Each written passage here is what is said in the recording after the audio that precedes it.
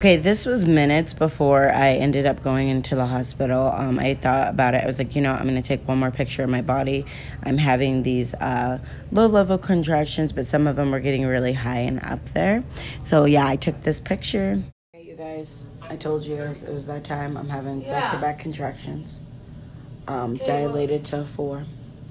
So let's get dilated to 5. And then let's get dilated to 6 and let's have this baby. I'm in a lot of pain. My baby's very cute. Say hi, guys. I don't want to show him too much, you guys. But he's so sleepy.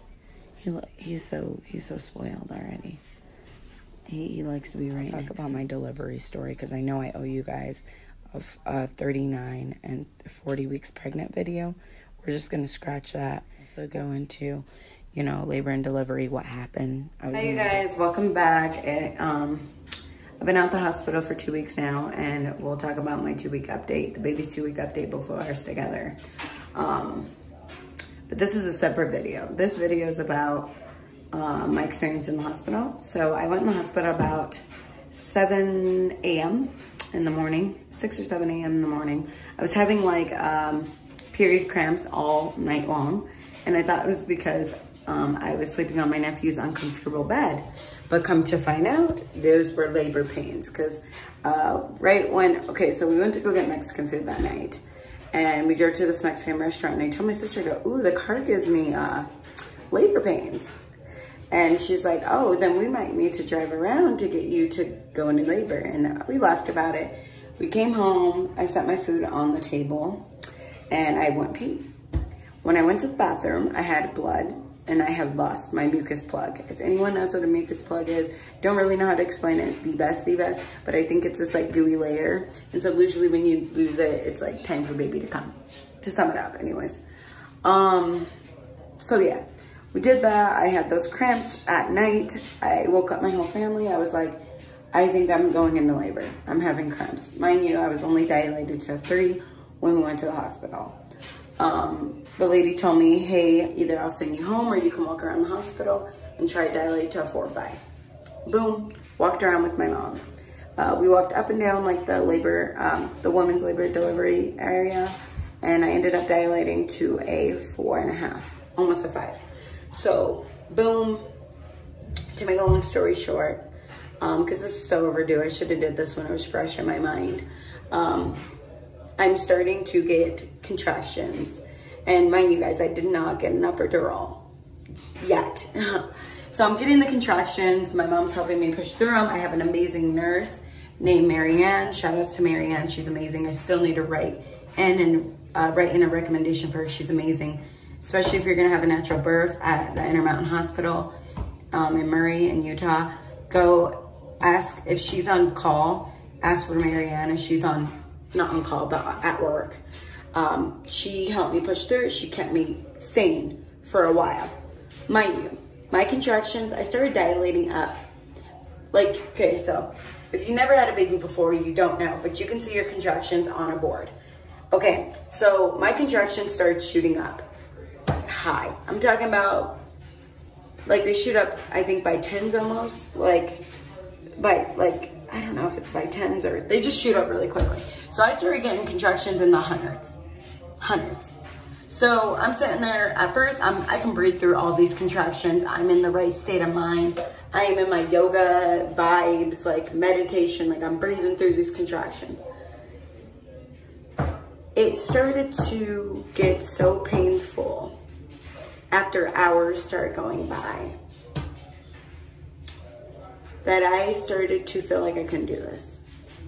I knew something was wrong because, okay, boom, to make a long story short, I'm having these contractions. They're like, okay, well, if you feel like you need to push. I'm pushing. Nothing's happening. The doctor comes, she checks, she could feel my son's head. She's like, I think your son's backwards. So babies are supposed to come out. Are they supposed to come out head first? My son's head was flipped around. He was not this way. I think their head's supposed to be faced this way. He was faced backwards. I hope I'm getting this all correct. Either way, he was faced backwards. So he was stuck. We thought it was because of his head. As the story will go on, it's because he was backwards. So I'm pushing. And mind you, like this 3 hours has gone by. We're hitting like the afternoon, almost like 4 or 5 in the afternoon. I'm getting tired because I've been pushing, I've been dealing with these contractions that I'm so tired to the point where I'm just like, I can't do this. And they're like, you have to do this. And I'm like, yo, I can't do it. I'm tired. I can't push anymore. I'm starting to get emotional. I'm crying. I'm getting angry with my mom because I'm just angry because I'm in pain and I'm not taking an epidural and I'm dealing with all this natural.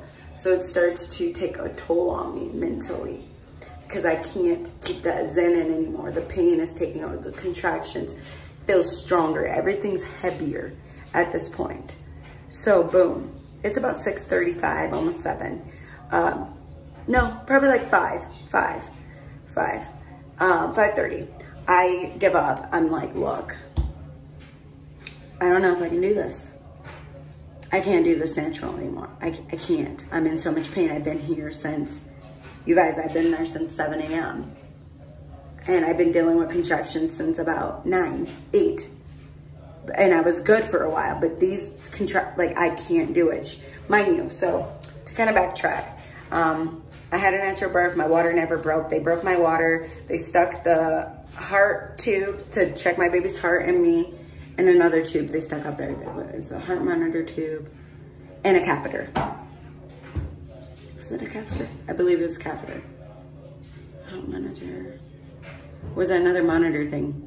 I believe they stuck like a heart monitor, a catheter, or something else. I forgot. See, should have made this story a long time ago. But they stuck that up in me, and then I'm dealing with the contractions. I just wanted to mention I had the heart monitor. If you're in labor, I'd recommend to do that heart monitor that they stick in your vagina and they kind of connect it to your baby. It's way more safer. It's way more accurate. I recommend it. It's not that much. It's not that painful. You can do it. So boom. I'm dealing with these contractions. I'm getting pissed off. I'm grumpy. I'm crying because I can't do it. Mind you, like I'm switching. Let me set my camera up because I'm not recording with my actual camera. I've been doing everything on my phone lately. Maybe I can edit all this out. I should be able to edit all this out. So I'm switching positions to a position like this where I'm pushing. I'm switching positions to push. Mind you, I switched about 4 or 5 positions to push. My son was not coming. The doctor had already gotten, we didn't really peep it, but like I think she was prepared to give me a C-section from the beginning because she had brought in the gown for someone to wear to go back with me. She kind of said it close by. So I think that they were deliberating that this was gonna go wrong. Boom. Then something scary happens. I'm pushing. And my son's heart rate completely drops. Boom. To the point where my doctor, well, not my doctor, but she's the doctor on call for my doctor. My doctor was out of town. She freaks the fuck out. She calls all the nurses in. They're like monitoring me. Mind you, like when you're dealing with that much pain, you almost don't remember anything. This is like why this story is so hard. And I should did a long time ago. It's because when you're in an immense amount of pain, you're not thinking, like you're not remembering, you're not thinking. Shout out to all the women that's been through natural birth or birth in general. It's hard to remember everything because it's so exhausting and so like hectic. So they get my son's heart rate back up, mind you, because he's turned. And I'll tell you why else we ended up finding out. So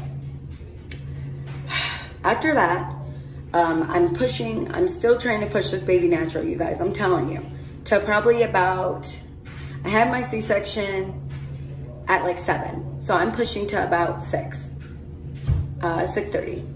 And then I just went into emergency C-section because that stuff with my son's heart.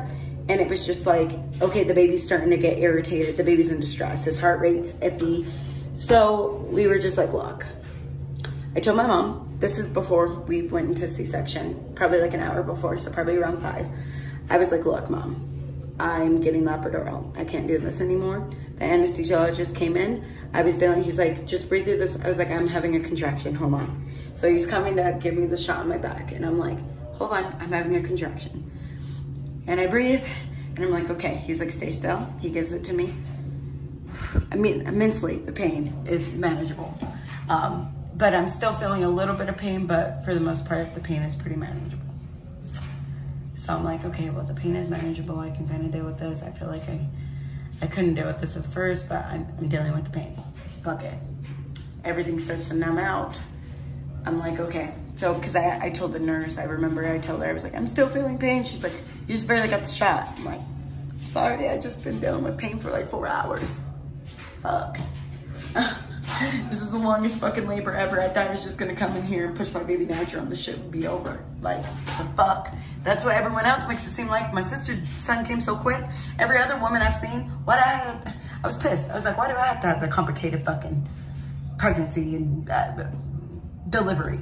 Okay, so boom, the medicine starts kicking. I'm still pushing on the medicine, you guys. So I'm going off the contractions of seeing when they're super high on the screen, and I'm going off though, like I'm watching that. Pushing. No, baby. To the point where they're like, look, your son's in a lot of stress. Mind you, we switched nurses and everything. So my nurse, Marianne, had switched. She had to go.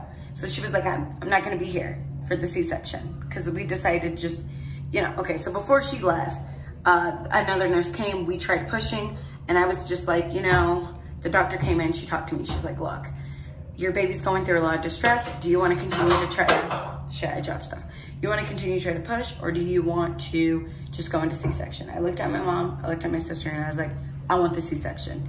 I don't want my kid to be in any more stress. His head's getting swollen because I'm pushing him, and he's coming out a little, but he's going back in because everything's just so tight and swollen. And I just felt bad. I was like, look, I don't want my kid to have a fucked up cone head or a sore head, or, okay, you guys, it's kind of sad. Like, I don't want to get emotional because I'm a little emotional still. But my kid, they thought my kid was going to have a lot of bruising and scars because of all the pushing and distress he was in. So I was like, no, let's do the fucking C-section. I put on my game face. I was like, I guess I'm having a C-section. Let's get this party started. They came, and they brought me in. We tried pushing a few times, but then they brought me in, and I had the C-section. My mom starts to cry. So of course, when my mother's starting to cry, I start to cry. I'm about to cry now. Still, my hormones are still a little funky, y'all, since after the baby. That's another video. But my mom starts to cry, and she's just like, I can't go in. I can't see you like this. So my sister goes in. And this is where we're gonna stop the video right here, and then I'm gonna also put this in the part 2 to the next video where we specifically talk about C-sections, and then we're gonna go into the whole C-section. But that is a run-on quick version of my labor. We will go into the C-section part because this shit ain't over. We'll have a part 2 and we'll talk about C-sections. I'll show you guys my disposable underwear I've been wearing, my big long pads, the fact that I'm still bleeding now, and it's been a couple weeks, the fact that I'm still sore. Gosh, I wish I could show you guys. Hold on. This whole part of my lower belly, like in my war pain, I had really major stretch marks. All this lower area is still very sore. I'm going to see my doctor tomorrow, and I will also be putting that into the C-section vlog video so you guys can kind of know, like, okay, well, what happened? Because I have a weird feeling that things didn't heal right because I'm still sore and I'm waking up with weird pain. But like that's another video. I don't want to talk about the C-section until part 2. So yes, I didn't have technically my baby natural. I ended up having an antibiotic that did not work. Mind you, if you're going natural and you think that you're going to take an antibiotic, it's not going to work. It's going to work for about 30 minutes tops, and then that pain's going to be back like a crack. Like back in the back, because it hurts in your back. Shit hurts. So I got to go take care of my son. I'm going to go breastfeed. But yes, you guys, I'll be back with part 2.